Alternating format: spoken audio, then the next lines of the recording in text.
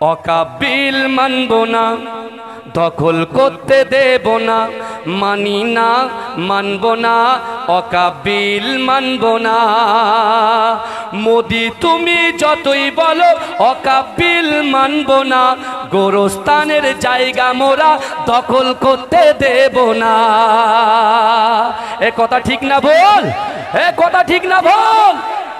মোদি তুমি যতই বলো অকাবিল মানব না, গোরস্থানের জায়গা মোরা দখল করতে দেব না।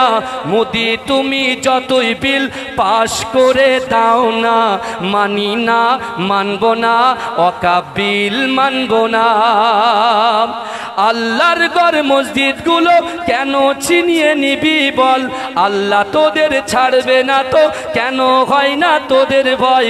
গোরস্থানের জায়গা মোরা দখল করতে দেব না, মানি না, মানব না, মানি না, মানব না, অকাবিল মানব না, মানছি না, মানব না, অকাবিল মানব না, দখল করতে দেব না।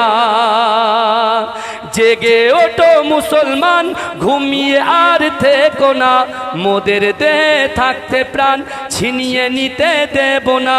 যুদ্ধ মোরা করতে রাজি, পিছু তবু হব না, মানি না, মানব না, দখল করতে দেব না।